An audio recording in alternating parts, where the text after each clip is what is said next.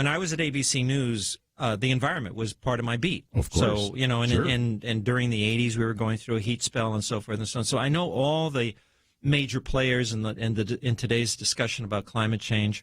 Some are more believable than others. Here's my thought. I have a few thoughts. We don't have enough time to get into it, obviously, in any real depth.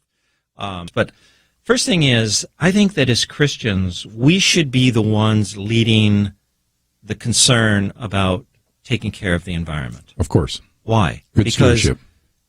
the environment is God's creation. This is God's creation. This is not an accident that we were born into. This is something that God created. Now, we've spoiled it, but it still has his fingerprints all over it. I've spent my whole life studying it. And I've been all over the world. I've been to the North Pole. I've been to the South Pole. I've seen the research where they take core samples in the ice to determine the temperature history of the Earth. Temperature history of the Earth has been all over the map over the last, billions of years. And so that's the first thing, that I think in many ways we Christians have kind of dropped the ball. We've allowed others to kind of hijack the discussion. I think we Christians really need to take that back. Second thing is, there are a lot of very obvious things that we can do better. I remember being in Bermuda doing a story on Nonsuch Island. And it's like a paradise on earth. It's beautiful. And the weather is great. And I remember turning a corner with my guide, and the beach kind of unfolded before our eyes. And there was all this trash and washing up on shore.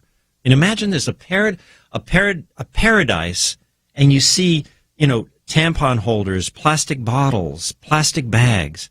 And I said to my guy, I said, what is this? He said, it's all washing in from the mainland. We are polluting the ocean. That's something real. That's not something you need to understand scientifically. That's something we need to clean up. We need to clean up our act. We're also just destroying habitat left and right.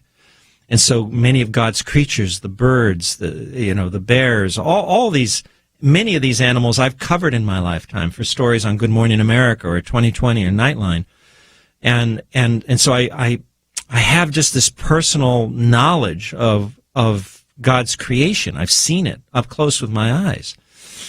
When it comes to climate change, people have to understand that really what frightens me more than anything else is the hysteria associated with climate change. That hysteria actually has gotten to the point where that scares me more than whatever change the climate is undergoing.